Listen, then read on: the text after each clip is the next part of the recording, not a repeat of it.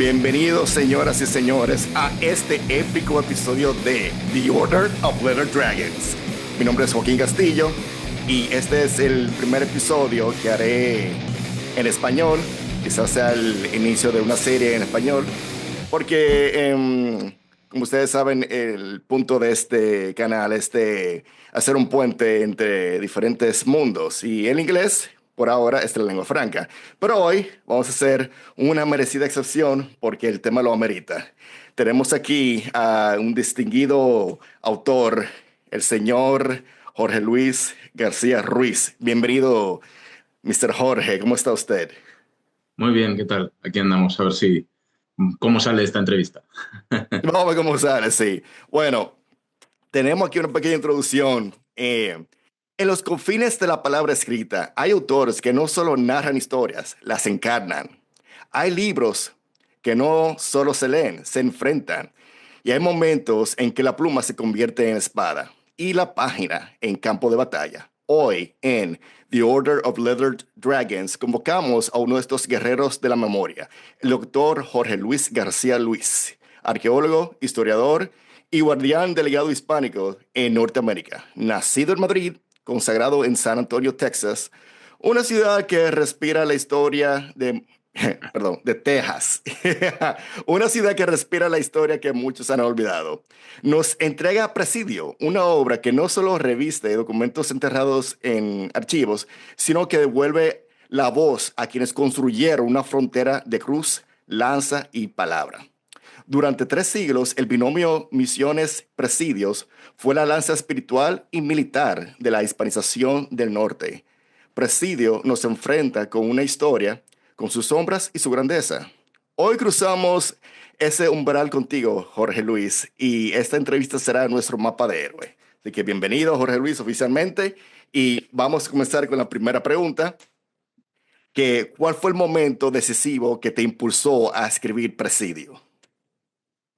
Am, bueno, probablemente fue hace 3 años, porque yo no había investigado lo que fue los presidios, me había centrado en lo que son las misiones.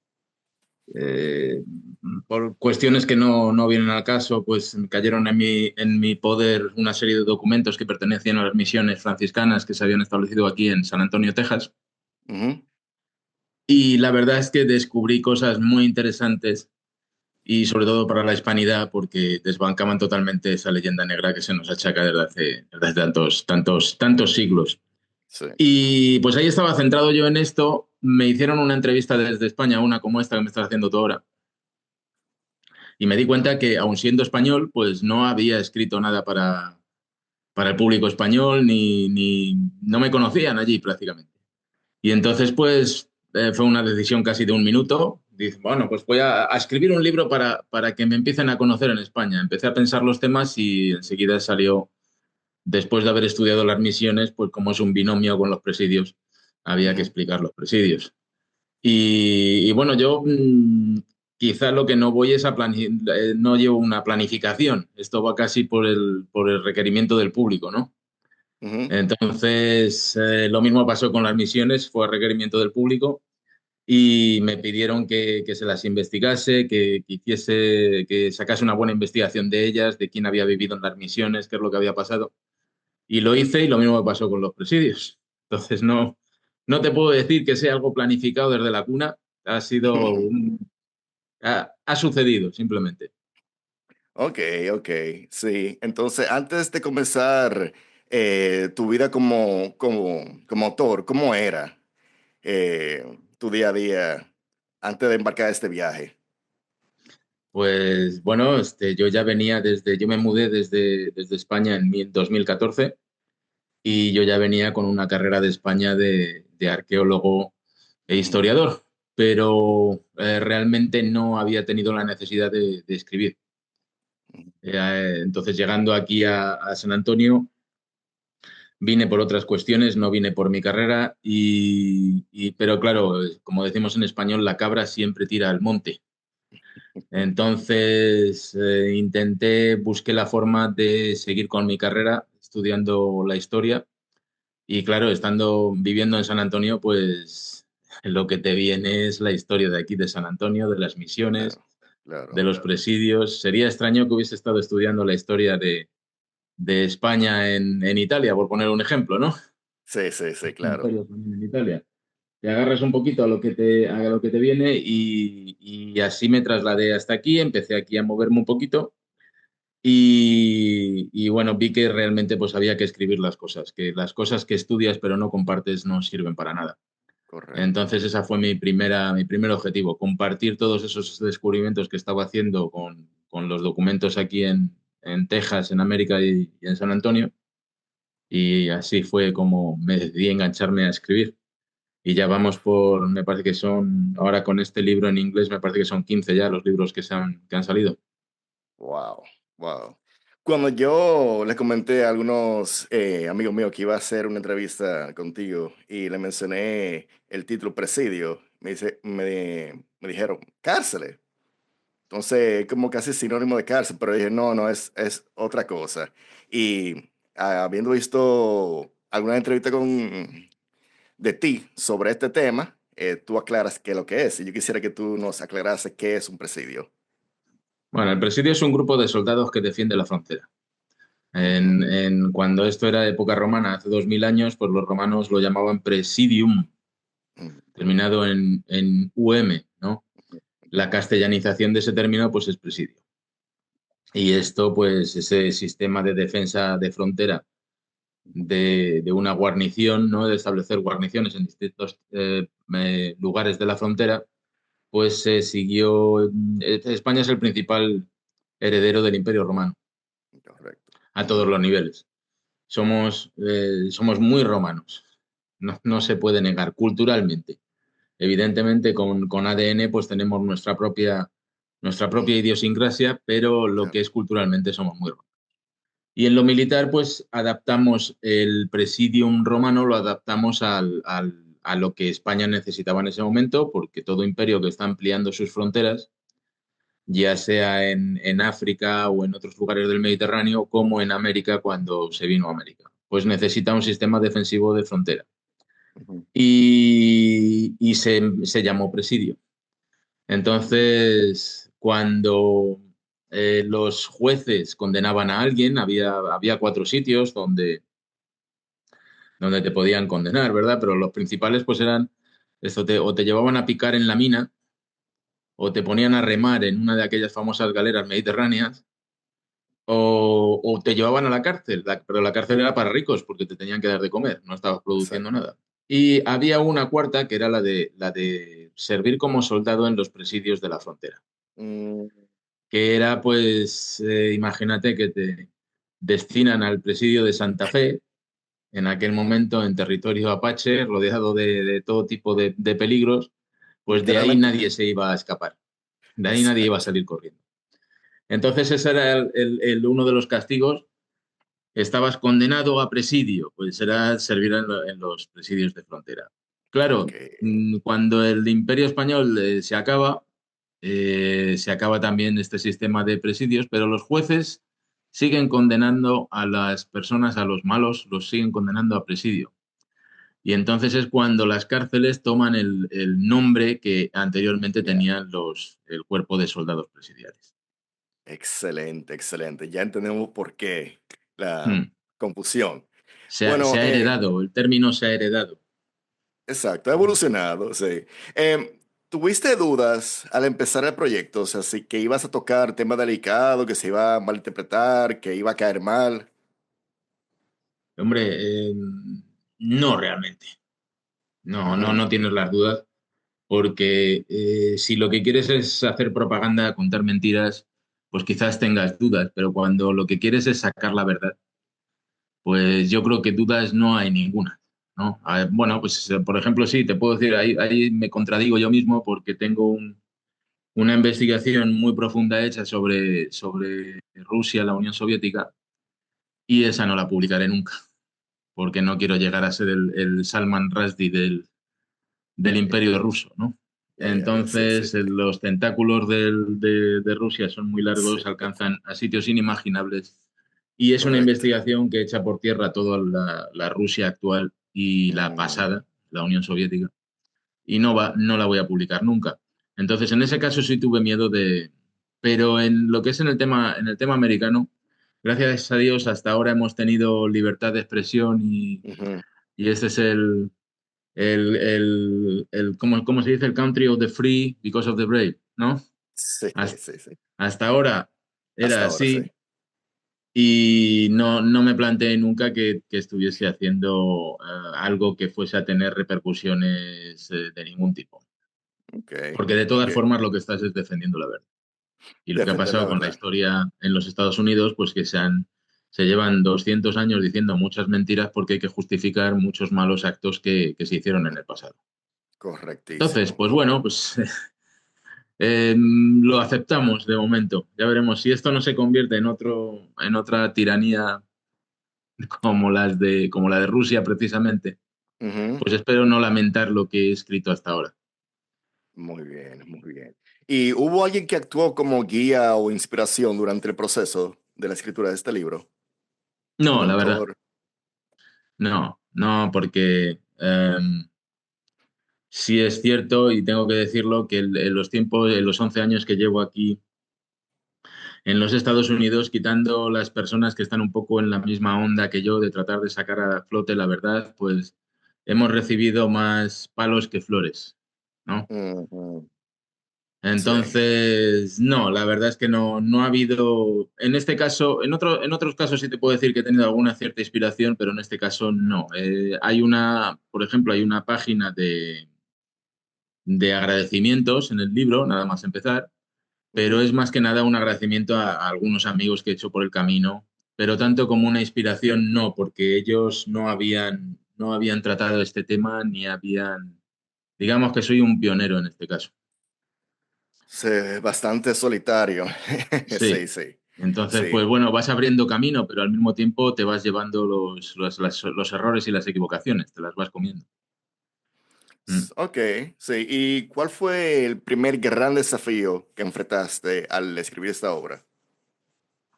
El primer gran desafío es, tenemos tantos documentos.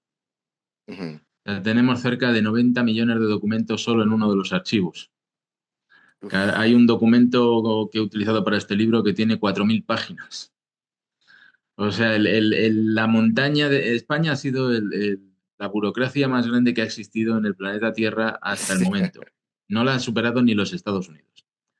Porque el sistema estadounidense tiene una cosa diferente con respecto al español. Y es que a veces lo agradecemos, todo hay que decirlo, que es make it easy, hazlo fácil. Entonces, para algunas cosas burocráticas, realmente es muy fácil los Estados Unidos. En cambio, la burocracia española es siempre y sigue siendo, porque ahora está reforzada por la burocracia de la Comunidad Europea, de la Unión Ah, Europea. sí, correcto. Entonces, siempre ha sido tremenda y para cada cosa, cada papel que se movía de un lado del escritorio al otro lado del escritorio, había que rellenar 6 formularios, 6 copias que tenían que estar en todos los archivos y ha sido tremendo. Pero claro, ahora para un historiador lo bueno que tiene es que tienes 90 millones de documentos solo en el archivo español. Habrá Wow. otros tantos aproximadamente en el archivo mexicano, archivo de la Nación. No conozco lo que habrá en el archivo de Perú, pero será muy parecido. O sea que Ujú. eh, al final tienes muchísima información que lo que necesitas es extractar para que te ayude a crear una narrativa fácil y sencilla, Correcto. porque en este libro de lo que se trataba, lo que yo trataba, a pesar de que tengo carrera académica, sí reconozco que hay una brecha enorme entre lo que se escribe en las universidades y lo que llega a la calle, al lector Ok. normal, ¿no? Sí, sí, Es sí. una brecha muy grande. Entonces, y se ve claramente en que o lees un libro profundamente académico únicamente para especialistas o lees prácticamente un cómic o una novela que no tiene valor histórico. Correcto. Esa brecha tan enorme había que cubrirla. Entonces, han sido un esfuerzo combinado, primero de seleccionar las historias correctas, porque lo que tiene mi libro es el uso de unos 200 documentos aproximadamente, pero he construido una narrativa en la que los propios protagonistas me están ayudando a contar esa historia. Entonces, lo que he hecho ha sido reproducir coma por coma, en algunos casos, el documento original. Ujú. Y lo que yo he añadido pues son las historias que van ligando unos documentos con otros documentos en forma cronológica.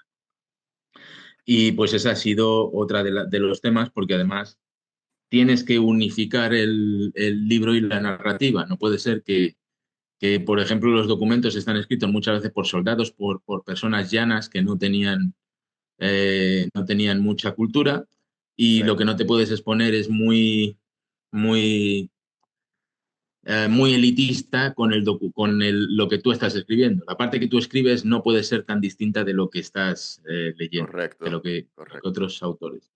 Entonces, bueno, no ha sido sencillo.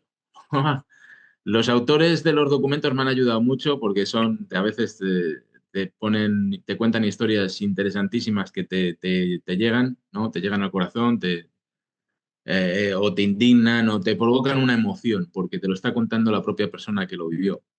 Pero ya te digo que no ha sido fácil. Bueno, con esta inmensa cantidad de documentos, ¿usted cree que hay espacio para la inteligencia artificial para que nos ayude? No, no, ya te tengo que decir. Te tengo que decir que no. No porque tenga un odio a la inteligencia artificial, porque cuando la necesito la uso, igual que cualquier otra persona, ¿no? Ujú. Pero el problema es que, para que te hagas una idea, aquí en los Estados Unidos está muy fuerte el tema de la genealogía. No así en Europa, porque en Europa nos fijamos más en lo que es el hecho histórico, más en los descendientes de esa persona, quiénes son en la actualidad. Eso no nos interesa tanto. Entonces, tienes varias empresas de estas que te haces un análisis de ADN y te sacan tus familiares y te sacan todo. Estas empresas están tratando de acaparar documentos, hacen fotografías de Ajá, todos los documentos relacionados ajá. con los nacimientos, los entierros, todo esto. Y entonces tienen ahí unos programas en los que aparentemente la inteligencia artificial lee esos documentos y te da el ascendiente o el descendiente que tú tengas. Pero lo cierto es que la inteligencia artificial es incapaz de leer ese manuscrito antiguo en español, no sé si Ya, en ok, inglés, pero ok, es ok. incapaz de leerlo. Causa una cantidad de errores, pero tremendo, ¿no? Y entonces, pues hay apellidos para inteligencia artificial, por ejemplo, Apache, que es claramente una nación indígena de los Estados Unidos, pues es un apellido. Entonces, según esa inteligencia artificial, hay una cantidad enorme de gente que tiene el apellido Apache. Ok, ok. Y Ya, sí, ya, es ya, ya, así. ya. Y luego, pues yo en lo personal, pues he tratado de a veces hice hice una prueba para traducir mi libro con inteligencia artificial. Y me di cuenta que es que la inteligencia artificial me cambia lo que yo quiero decir. Oh, no me En- digas. no solo cambia, sino que incluso añade historia, ¿no? Es Y creativa. sí, es creativa. Es una cosa increíble, ¿no? Que algo que una máquina sea capaz de hacer esto, no sé si es que tendrá unas directrices Ujú. desde el programador, pero el caso es que cambia lo que yo quiero decir, ¿no? Y Correcto. lo cambia, o sea, está profundamente comprometida con lo políticamente correcto. Y en historia, esto no es como una opinión que yo quiero dar y necesito atenerme a unas reglas, digamos, sociales o de algún tipo, ¿no? Esto es que yo quiero reproducir un documento de hace 400 años con las palabras que tiene ese documento, pero la inteligencia artificial se empeña en cambiar esas palabras y adecuarlas a lo políticamente correcto actualmente. Y Mire, eso cuando no te añade incluso un párrafo entero que dices, bueno, ¿este párrafo de dónde ha salido? ¿No? Así es que claro. no, hasta la traducción con la inteligencia artificial fue imposible. Hay que revisar completamente cada cosa que pasas por la inteligencia artificial porque no es una máquina, sino que detrás de esa máquina hay alguien que pone las directrices Ujú. políticas del interés que sea para que esa inteligencia trabaje. Entonces yo a la gente que me quiera escuchar se lo advierto, tengan mucho cuidado con la inteligencia artificial. Está sesgada. O sea, no es una máquina fría como la gente piensa. Ajá. Y, y durante este proceso, además de desafío, ¿Has hecho aliados quizás donde no esperabas? Sí, alguno que otro sí. Em, Porque yo, la verdad es que para mí tomar un partido por alguna facción, ya sea política, o sea de ideología, o sea de lo que sea, eh, no es lo mío. Ujú, Entonces, ha costado y cuando tú te marcas un camino que es el de decir, bueno, voy a decir siempre la verdad, sí. voy a ser honesto, voy a ser apolítico, voy a decir Ujú, la verdad, cueste lo que cueste, eso te ujú, crea enemigos. A claro. veces te los crea al principio. Algunos de esos, esos enemigos los mantienes de por vida, ¿verdad?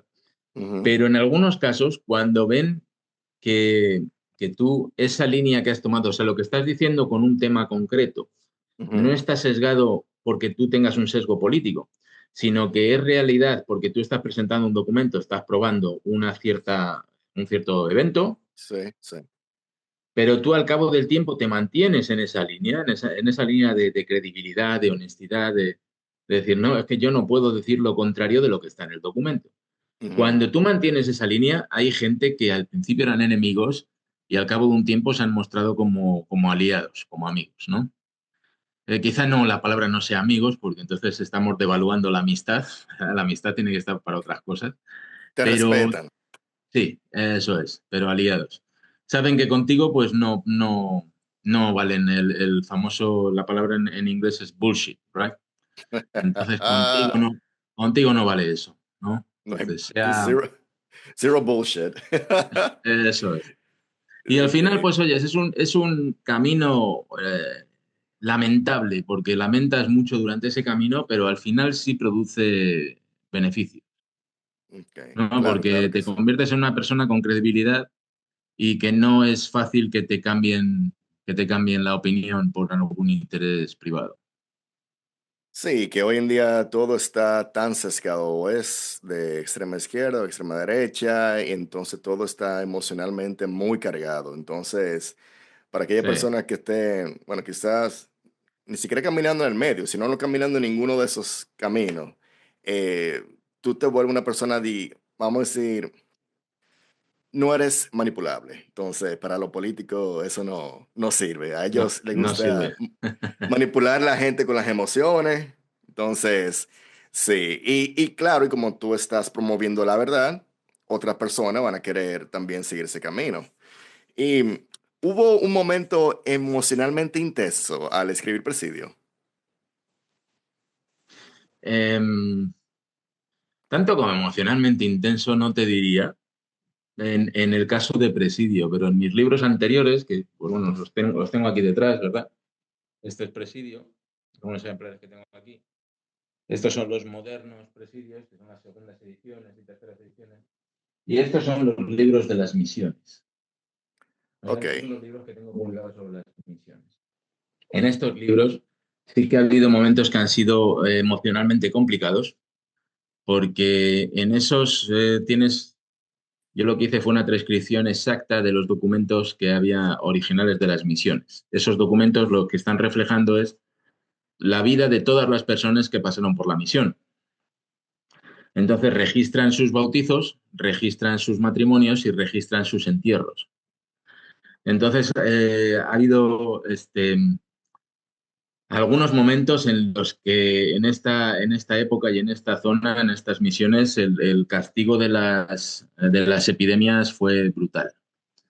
Entonces, así recordando el año 1800, 1749, perdón, 1749, 1750, las misiones de San Antonio y todo San Antonio, no solo las misiones, recibieron un castigo tremendo, brutal de las epidemias y había una cantidad enorme de niños que casi recién nacidos o al cabo de poco tiempo se morían.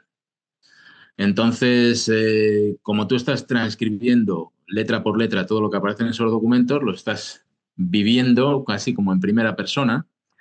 Y entonces, cuando llevas 50 niños registrados, que apenas recién nacidos, que murieron, ¿no? Y los frailes pues los registraron uno por uno, pues ya lo tomas ya como algo personal y entonces empiezas a decir, oye, a ver si ya para, ¿no? Es como si te hubieses trasladado a ese momento y dijeses, y uno más, y otro más, y otro más. Y entonces dices, por favor, que pare ya.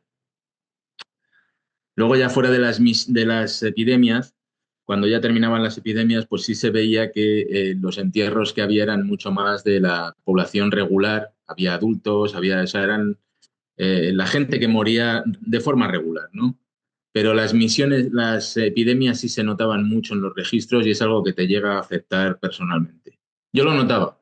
Es que esta copia de registros, pues a lo mejor 2 años estabas 4 o 5 días transcribiendo estos registros y las épocas de las epidemias estabas como más apesadumbrado que cuando estabas copiando otros documentos de otras fechas. Sí, se nota, se llega a notar. Wow. Yo me imagino entonces que la fe para esta gente jugó un papel muy importante. Se nota en su escritura. S- eh, bueno, los libros de las misiones menos porque es algo como mucho más estándar. Entonces, Ujú. en esos registros lo que se registra es el nombre. Si tenemos en cuenta, por ejemplo, los bautismos, pues se registra ahí los datos que entran son el nombre del fraile, el nombre del bautizado, el nombre de los padres y el nombre de los padrinos. Y se registra la fecha y se registra pues una serie de formularios estándar, formularios ceremoniales que tiene la Iglesia Católica para estos casos. Entonces, en sí, es cierto que en cada uno de los registros, pues a lo mejor añadían una frasecita, alguna pequeña información que te vale mucho para el historiador para trabajar con ella, ¿verdad? El resto es muy estándar. Entonces, Sí. pues no, en ese caso, a tu pregunta no, pero al final son gente y son gente que era realmente pobre, porque estamos hablando de gente que estaba viviendo con lo justito, lo que podían recoger en la naturaleza y que les afectasen las enfermedades de esta forma es algo que te llega adentro. Sí, sí, realmente, realmente. Uno da por sentado todo lo que uno tiene hoy en día, pero realmente uno está viviendo a costilla de mucha gente que dio todo y que se atrevieron a, bueno, aunque sea, aunque hubiese sido por una elección, digamos, bueno, me voy para el presidio, pero se Ajá, fueron y hicieron su trabajo. sí. Y cambiando un poco, ¿qué papel jugaron la orden de los dragones de cuero en todo esto? La, los presidios, los dragones de cuera, al final la cuera es únicamente un elemento de protección.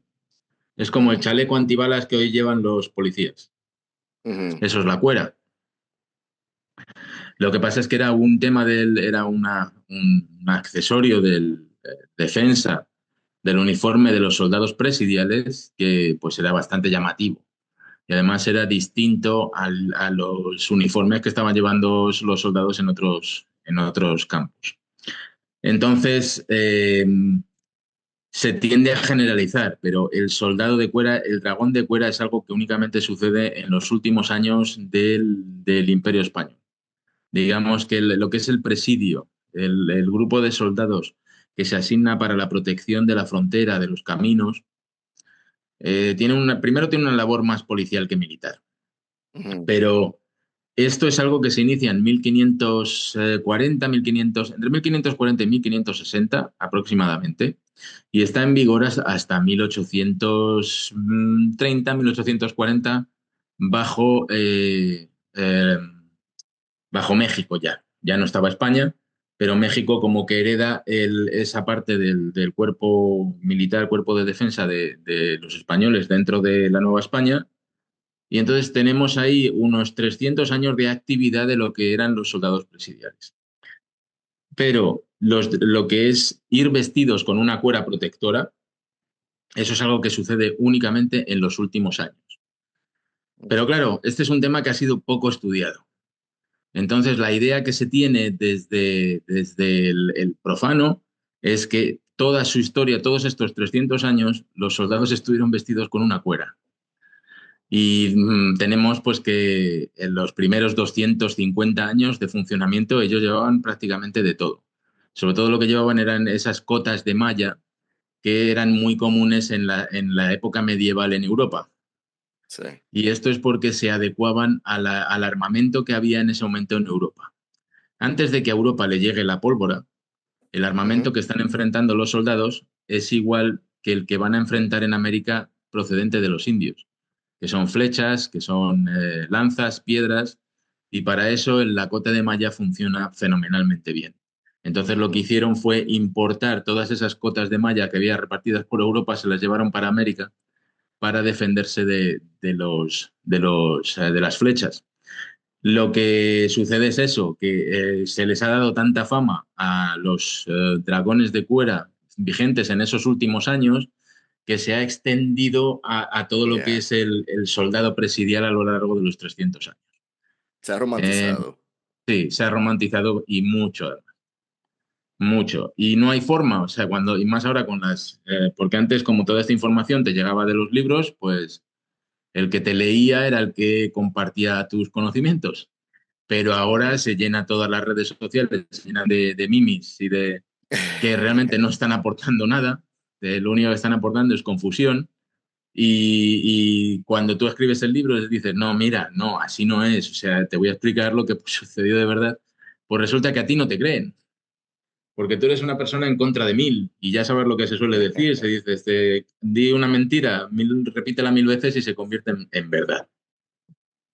Correcto. Y bueno, eso es un ejemplo de una mentira, pero digamos que es una mentirita leve. ¿Cuál sería una mentira que todavía prevalece, ya sea de la leyenda negra o de la leyenda rosada que tú quisieras desmistificar? Bueno, entonces yo me paso la vida haciendo eso. Ok, ok. Vamos a ver. En Estados Unidos, ¿qué es Sí. lo que la gente más no entiende de la herencia hispana? Bueno, la herencia hispana, lo que no está entendiendo, y además va en su contra, la idea que se tiene es de que el español es genocida. Ujú. La idea esa siempre tan mánida de decir, se llevaron todo el oro y mataron a todos los indios. Y prácticamente fue todo lo contrario, ¿no? Porque cuando esos, no voy a decir anglosajones, y tampoco voy a decir angloparlantes porque muchos de ellos no hablaban inglés, pero cuando esos europeos, emigrantes europeos, llegan a Texas, por ejemplo, ¿no? Eh, lo que son los verdaderos causantes del genocidio indígena en Texas. Ujú. Pero claro, son los ganadores de la última batalla. Entonces el que gana la última batalla es el que cuenta la historia como quiere. Claro. Y claro, esta gente nunca en estos 200 años va a reconocer que ellos fueron los que desplazaron o mataron a toda la población indígena que había en Texas. Cuando llegaron, estoy hablando pues de 1845, 46 en adelante, ya cuando, incluso antes, pero sobre todo cuando Estados Unidos se anexiona a Texas. Para que te hagas una idea, tenemos un censo de gente en Texas que lo hizo el último gobierno mexicano, 1833. Y en este censo, evidentemente, pues solo se contaban a las personas que ya estaban viviendo como mexicanos o como españoles, ¿no? Que habían sido bautizados, que eran habitantes. Ujú. Hispanos, conocidos como Ujú. hispanos. La cifra era de 3.000, los cuales poseían únicamente 19 reconocidos esclavos, mulatos o negros. 19 contra 3.000. Dejamos para otro día el discutir, porque en cuanto hablas de esclavitud, se nos viene a la mente la idea de Hollywood, de aquel Ujú. famoso Raíces, ¿verdad? Kunta Kinte, Sí, sí, sí. y lo dejamos a un lado porque se podría discutir mucho la gran diferencia de cómo vivía un esclavo en el Imperio Español a cómo vivía en las 13 colonias, o sea, no tiene nada que ver. Pero bueno, Ujú. a las cifras. Se reconocían en aquel censo 3.000 hispanos en Texas, teniendo en cuenta además que la inmensa mayoría de ellos o eran mestizos o eran indios cristianizados, no eran Ujú. españoles. O sea, lo que es españoles de la península, europeos blancos, en esos 3.000 estaríamos hablando a lo mejor de 50 personas máximo. El Wow. resto se les llamaba españoles porque una vez que te bautizabas en la Iglesia Católica ya eras español, pero no eran españoles de cuna. O sea, estamos Ujú. hablando de 3.000 contra 19, ¿verdad? Bueno, el ejército de los Estados Unidos, de US Army, hizo un censo en 1845, un poco antes justito de anexionarse Texas. ¿Para qué? Para saber qué es lo que había. ¿Qué es lo que Claro. había en Texas? Vamos a quedarnos con Texas, ¿de acuerdo? Vamos a ver qué hay, ¿no? Hicieron un censo. Bueno, el censo dio 430.000 europeos en solo 10 años y 180.000 esclavos negros. O sea, primero, la proporción de esclavos es abismal, rotundamente, Claro, es claro. tremenda, pero sobre todo es que en solo 10 años entraron 430.000 blancos europeos aproximadamente seguía habiendo los mismos 3.000 hispanos en Texas. Ujú. Entonces, esa presión demográfica absolutamente tremenda, que yo ya te digo que no los llamo anglosajones, porque la mayoría eran alemanes, polacos, este Ujú. de Baviera, de todas las regiones Sí. estas europeas, que trajeron ese puritanismo y ese anticatólico absolutamente, pero la invasión fue tremenda. Estamos hablando de 500.000 de personas contra las 3.000 que había anteriormente, que no causaron ningún impacto en las tribus, esos 3.000 no causaban ningún impacto en las tribus locales Claro. porque eran indios Eran 3.000. hispanizados. Exacto. Era la misma cara, solo que uno llevaba ropa de español y el otro iba vestido con ropas de venado. Ujú, ujú, Entonces ujú. no había impacto, el impacto vino después. Entonces, para que te hagas una idea cómo es este tema. Cuando tienes que hacer frente a esas, que te vengan a decir que no, que los españoles causaron el genocidio, cuando tienes datos como estos, pues evidentemente eso es lo más dramático. Eso es lo más dramático. No hubo tal Wow. genocidio por parte hispana y sí lo hubo por parte norteamericana, de los Estados Unidos. ¿Crees que te consideran a ti como parte de este movimiento woke de querer fomentar el famoso white guilt, por decir la verdad? ¿Te has encontrado con eso? Que me quieran atacar a mí por decir la verdad. Sí, No o entendí sea la que, pregunta. bueno, porque mira, hoy en día en Estados Unidos al grupo anglosajón se le acusa de ser genocida, ¿verdad? Sí, Entonces se fomenta lo que es el white guilt o la culpa blanca. Y bueno, en respuesta de eso, algunos dicen que Trump es el resultado de eso, como que una respuesta en contra de ese wokismo, ¿verdad? Te han sí. querido poner a ti en un campo así como de progre o de izquierdita por querer decir que no, realmente sí hubo un genocidio de parte de ustedes. No, porque yo realmente pues soy el outsider. Ah, tú eres sí, totalmente. Yo no soy, no, yo soy el español. Entonces, claro, no me quieren en un sitio ni me quieren en el otro. Ya, sí, te creo, No, te creo. sí, no, la única manera de sobrevivir, además que es que el norteamericano para eso acepta muchas cosas, pero acepta mal la mentira. Por eso es tan extraño que estemos viviendo los momentos que estamos viviendo actualmente, ¿verdad? Pero acepta mal la mentira. Entonces, desde el primer momento lo entendí y supe que la única posibilidad que yo tenía de propagar mi mensaje aquí era que el mensaje fuese absolutamente honesto y creíble. Entonces, claro, Ujú. cada vez que yo digo algo, lo digo con documentos. Y eso es irrebatible. Pues, Entonces, pero claro, te hacen el vacío, ¿no? No te invitan a reuniones, no te invitan a congresos, como estás diciendo la verdad, pues te intentan orillar. Sí, me he encontrado con los dos casos. Me he encontrado con el caso del WOC, que decía que yo era parte de la opresión blanca, y me he encontrado con pues la derecha que me dice que, pues, que no, que el Imperio Español no estuvo en Texas, por poner un ejemplo, y que las piedras de las misiones cayeron del cielo, prácticamente. ¿Cómo va a ser? ¿En serio te dicen eso? Sí, sí, sí. Eso es la historia de. Ahora mismo se está haciendo un museo, se invirtió una cantidad de dinero bastante grande en hacer un museo sobre el Álamo. El Álamo, que es otra de esas grandes mentiras del el norteamericano, ¿verdad? Pero como es el Remember de Álamo y es el que utilizan los militares desde entonces, pero claro, la base, si ya desde la base estás utilizando una mentira, pues el resto se cae por sí solo. Ujú. Pero o sea, se está haciendo un museo para festejar aquello. El Álamo se hizo sobre lo que quedaba de una misión española, que es la misión de San Antonio de Valero.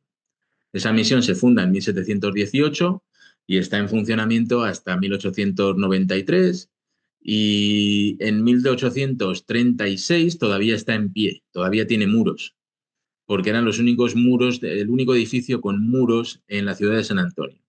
Cuando ahí se meten los filibusteros de las 13 colonias, se meten ahí para quitarle aquel territorio, quitárselo a los Estados Unidos mexicanos, al México, que ya tienen una intención clara de anexionarse a las 13 colonias, a los Estados Unidos. ¿No? Esto no hay que engañarse. O sea, no es que, bueno, nos ganamos la independencia y después pues creímos que era mejor meternos en los Estados Unidos. No, no, la intención primera ya era entrar en los Estados Unidos. Eso que lo tengamos Sí. claro. Entonces, se está haciendo ese museo y se está solamente hablando de lo que pasó a partir de la batalla del Álamo, 1836. Pero los 118 años anteriores es como si no existiesen para ellos en esa historia.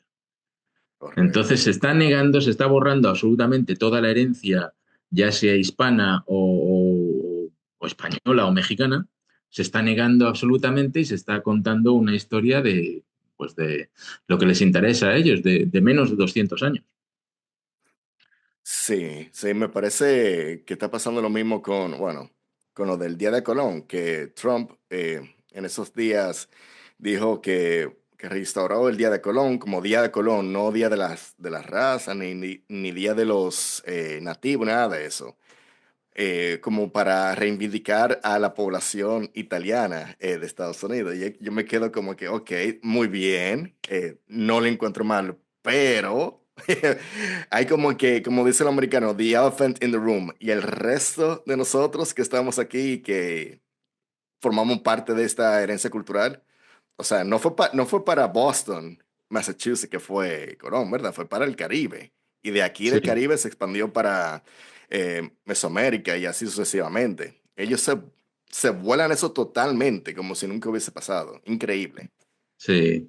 Es una pena porque es que cuando tú cuentas una mentira, luego tienes que contar más mentiras para tapar la primera. Sí, ¿No? correcto. Así es como funciona esto. Lo mismo que echar la culpa a Colón de todo por parte del indigenismo. Colón pues hizo lo que hizo en la isla de Cuba, en la isla de la Española, Santo Domingo, pero no pisó suelo norteamericano, ni por supuesto la América continental no llegó a pisarla realmente, ¿sabes? No llegó a gobernarla de ningún modo, porque eso es ya cuando viene la época de Hernán Cortés y este Colón no tiene nada que ver en eso, pero se personaliza todo en la persona de Colón. En cuanto respecto a lo del tema político, como todo está politizado, pues sí, el señor actual presidente pues ha pensado que había que volver a poner en su sitio las estatuas que se habían derribado, pero lo hace dentro de una ley. Entonces, bueno, dentro de una orden ejecutiva. Lo que la gente no entiende es que dentro de esas órdenes ejecutivas hay mucha letra y no podemos tomar solo lo que queremos. Entonces, lo que está Mm, diciendo esa orden ejecutiva es que hay que volver a contar la historia como se contaba hace 50, 60 años, como cuando Trump era niño, ¿verdad? O sea, él quiere que se vuelva a contar la historia que se contaba cuando él era niño en las escuelas, que Ay, Dios mío. es absolutamente negrolegendaria. Es una barbaridad tremenda. Y entre ello, pues van las estatuas de Colón. Pero claro, no sé por qué tiene tanto grip el señor Trump entre los hispanos, Pero los hispanos no están viendo, los hispanos le apoyan tan fuerte, no están viendo la película entera, están viendo solo Ujú. aquello que los interesa, ¿no? Y de bueno, Sí, van a poner otra vez las estatuas de Colón. Pero él mismo, en uno de sus twitters, en uno de sus tweets, ha dicho, sí, la estatua del Colón italiano. Pues eso deja totalmente fuera a la comunidad hispana, claro. porque él realmente es un supremacista blanco y odia totalmente lo hispano, ¿no? Por mucho que haya hecho un par de vídeos ahí diciendo que eso es únicamente para ganarse votos. Pero él odia completamente a la comunidad hispana y estaría tan contento de poder eliminar a todos ellos de los Estados Unidos. Y parte, pues es esto, ¿no? Ahora vamos a contar la historia que se contaba, pero es que esa historia es tremendamente mala. O sea, es que no podemos volver a eso. O sea, no me convenzas, no, te pongo las estatuas, pero luego por detrás me anulas completamente la cultura hispana que es, para que se hagan una idea los hispanos, que no la tienen clara, porque se les ha inculcado un odio tremendo también a España, cosa que no debería ser así. Sobre todo, Claro. tú como estás en Miami, me dijiste, es en la zona de Florida, ¿no? No, Tú estás en el... no, yo estoy en Santo Domingo. Ah, en Santo Domingo. En esa zona de allí de lo que es Miami, todo se ve de una forma un poco distinta, pero Texas es profundamente anti-español. No se puede hacer uno una ¿Qué? idea. Sí, ¿En serio? sí, no solo en los blancos, sino también en los hispanos. Los hispanos son profundamente anti-españoles. Y entonces lo que se está tratando es no solo de deportar a toda esta gente porque son hispanos, sino lo que se está tratando es de anular completamente cualquier atisbo de cultura hispana en el territorio. Y esto pues es realmente malo para los hispanos que viven aquí. O sea, Jorge, tú decidiste jugar este juego de la vida en God Mode. O sea, dame la función más difícil de jugar este juego. Yo voy a ir a la boca del lobo y yo le voy a contar la historia allá y precisamente en el epicentro donde nadie quiere saber de España, donde Así quiere es. negar la hispanidad y su influencia, su contribución.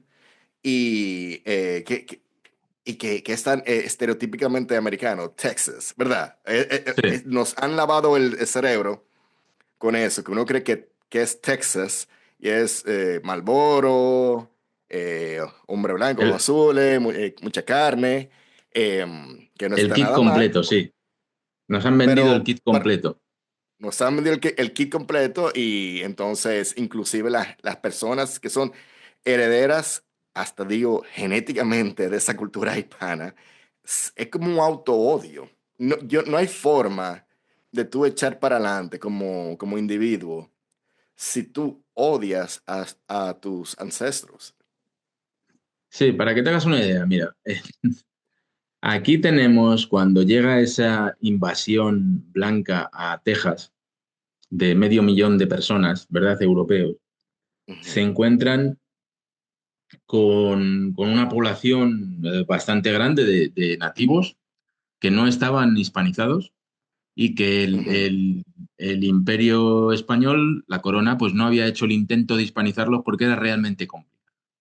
Entonces estamos hablando de naciones como los Caddo, los Apaches, los Comanches, que ninguno se hispanizó completamente, no entraron en las misiones.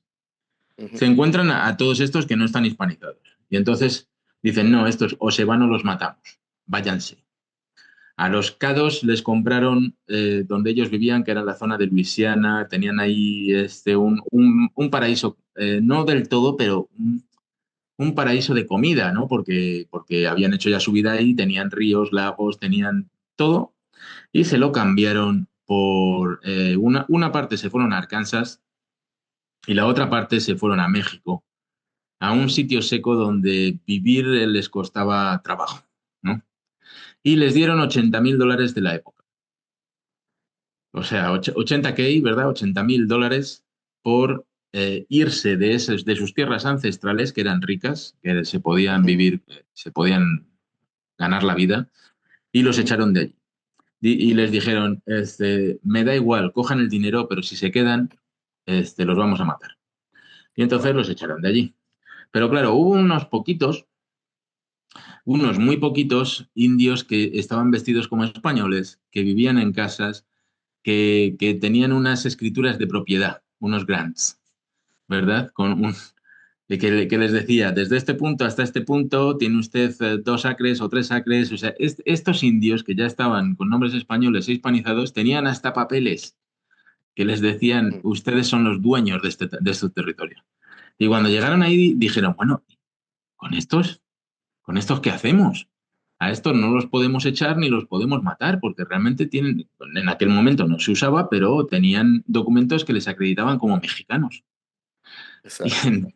claro, entonces lo que hicieron pues fue dejarles vivir como una tercera o cuarta clase, ¿no? Les dejaron vivir. Con lo que se deduce que los indios que tenemos hoy por aquí, los indígenas, los nativos que tenemos hoy por aquí, son descendientes de los que vivieron en las misiones y que estaban Oh, hispanizados. O sea, eso ok. fue la causa que les mantuvo con vida. Pues Ujú, esos mismos indios de las misiones, los descendientes, lo que están diciendo es que los españoles les torturaban, que las misiones eran campos de concentración, y entonces se hacen fotos muy orgullosos con la bandera norteamericana, que es la bandera del genocidio, es la bandera que aniquiló a los indios, ¿no? Y, ujú. y andan esparciendo la leyenda negra antiespañola. Eso es lo que tenemos aquí en Texas. O sea, el mundo al revés, el mundo totalmente al revés. ¿Por qué? Porque, entre otras cosas, España está muy lejos y España ya no es, hace 200 años que no es un imperio, no tiene dinero para mantener una public relations Ujú. y meterle dinero a esto, pero estas organizaciones de nativos en Texas y en muchas partes de los Estados Unidos están recibiendo mucho dinero del gobierno federal. Entonces, ellos van ahora mismo a esparcir las mentiras que diga el gobierno federal. ¿Me entiendes? No Exactamente. tienen ningún interés en sacar la verdad, porque la verdad va a ir en contra de ellos. Eso es lo que Por, tenemos. sí, por la plata vale el mono, en Eh, este sentido. Entonces, bueno, Y yo te entonces, digo que, como te he dicho al principio, tampoco decidí venirme aquí a la boca del lobo a hacer esto. Simplemente la historia me ha puesto aquí. sí, sí, uno no sabe hacia dónde le lleva la vida a uno, pero cuando uno mira hacia atrás, tiene como un arco épico realmente, es innegable. ¿Qué es lo que tú quieres que la gente se quede con tus libros? ¿Cuál sería como la meta, el por qué tú haces lo que tú haces? ¿Qué tú quisieras ver que Ya. cambie? Em, Mira, hay autores que lo que están es interesados en vender libros. Yo en mi caso les digo, mira, si no mi libro está para leerse. Y si no tenéis dinero, pues pedirlo en la biblioteca pública y la biblioteca pública lo va a comprar y vosotros lo vais a pedir prestado y lo vais a poder leer. O sea, yo necesito que el mensaje se comparta, se spread everywhere. Ujú. Y necesito que ese mensaje llegue. Y no es una cuestión ya de que se vendan más o menos libros. Hay muchos autores que venden miles de libros, pero luego pregunta si la gente nunca ha leído esos libros, porque los tienen allí en su estantería, allí están Muy bonito. perfectos. Cuando abres esos libros, igual a mí me pasa en algún momento en alguna librería que abres un libro y te aparece un boleto de un teatro de hace 30 años, con lo cual quiere decir que ese libro no se ha leído en 30 años.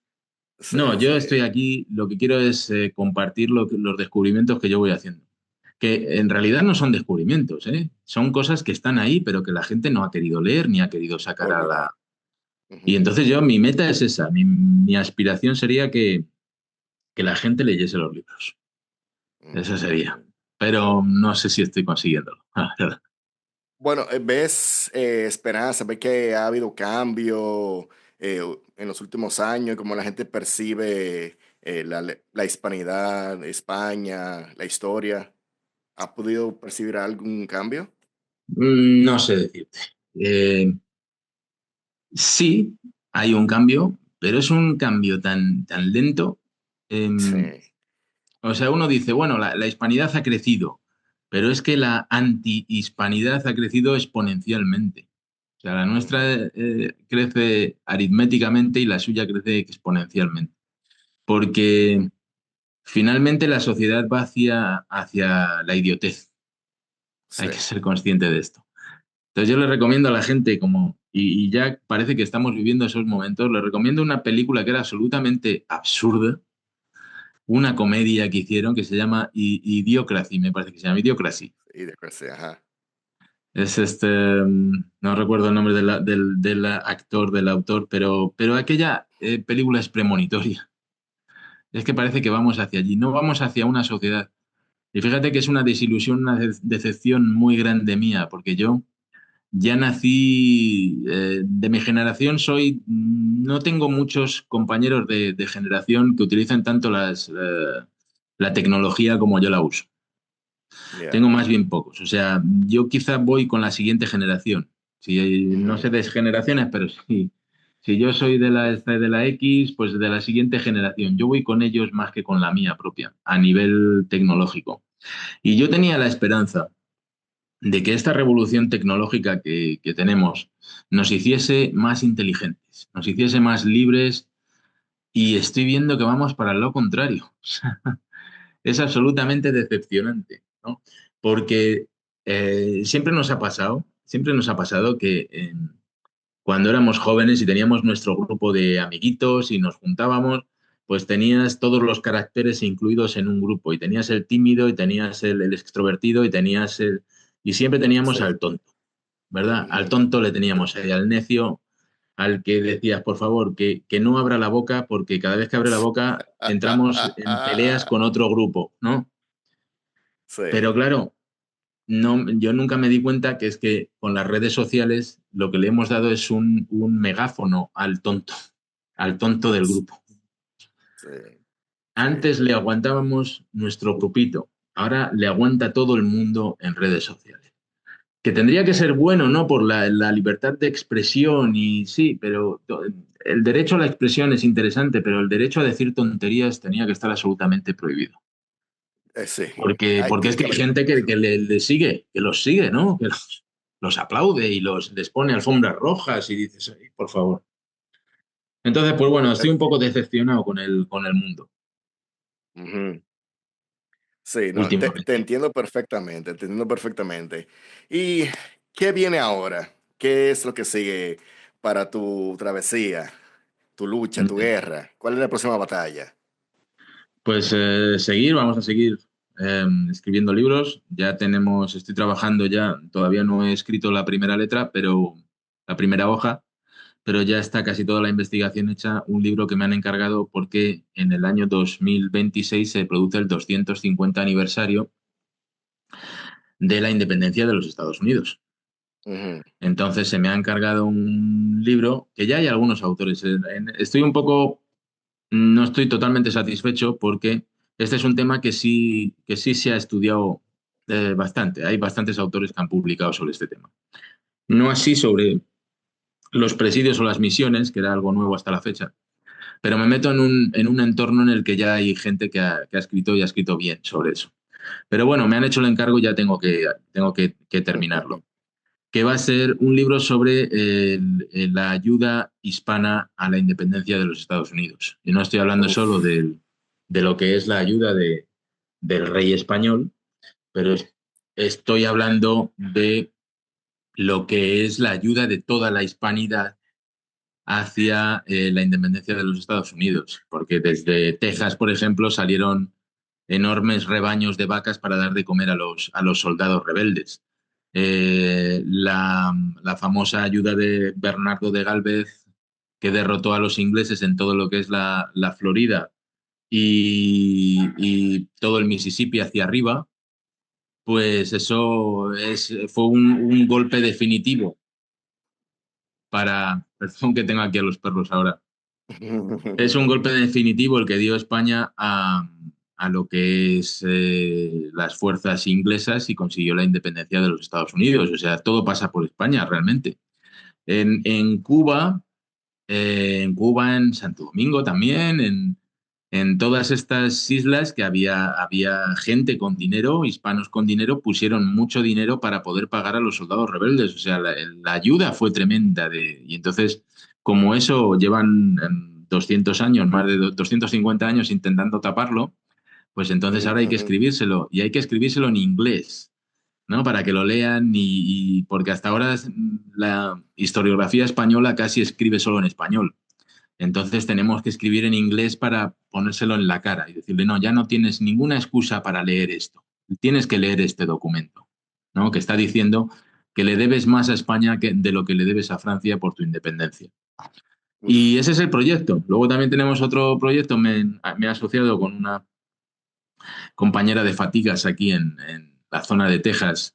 Es Marta Vera y es la cónsul honoraria de España en la ciudad de El Paso. Y entonces hemos creado una compañía para llevarnos, pues sobre todo van a venir, al principio van a venir descendientes, pero nos vamos a llevar personas interesadas en conocer la historia de España, les vamos a llevar a España, les vamos a hacer un tour y les vamos a explicar la verdadera historia sobre el terreno, ¿no? In situ, que se dice. Y ese es Ujú. los dos proyectos en los que estoy trabajando ahora mismo. Entonces, em, no sé cómo saldrán, pero bueno, hay que hacer algo, ¿no? Hay que hacer Hay algo que hacer algo, hay que hacer algo. y Y ya qué os bueno que va a ser contaremos. ir a España. Qué bueno que vaya a España también, porque ellos también sufren de la misma leyenda negra. O sea, ellos también Sí, se tragaron esa medicina, sí, sí. lamentablemente. Bueno, Jorge, ¿alguna otra cosa más antes de terminar de cerrar este épico episodio? Pues no, la verdad, muchas gracias a ti por darme la oportunidad, por abrirme esta ventanita. Te deseo lo mejor, que tu programa, tu canal vaya creciendo. Espero haber ayudado un poco a ello. En Excelente. mi modesta poner el granito de arena siempre que intentas poner pues seguimos adelante. Excelente. Y realmente vamos a poner nuestro granito de arena cada uno haciendo memes con todo este contenido. Y cuando salga el libro de la ayuda de Hispanoamérica hacia Estados Unidos, hay que hacer meme, hay que hacerlo viral para que ellos sepan que ellos no llegaron ahí solitos. Y, ¿verdad? Porque lamentablemente no fue así. Y hay que decir la verdad porque como dijo Jesucristo, la verdad os hará libre. Entonces, yo quiero hacer un pequeño cierre. Toda buena historia nos transforma, pero Presidio hace algo más, nos reconecta. Nos recuerda que hubo un tiempo en que la frontera era espíritu, no línea, que la cruz, la lanza y la palabra marchaban juntos en tensión, pero con propósito, y que en márgenes del imperio se escribían gestas que aún resuenan bajo capas de polvo, silencio y olvido. Jorge Luis García Ruiz, gracias por custodiar esta llama, gracias por empujar la espada del conocimiento con respeto y coraje, y a ustedes, caminantes de lo improbable, el pasado sigue vive, solo hay que tener el valor de descifrarlo. Hasta la próxima travesía, aquí en The Order of Leather Dragons. Sí.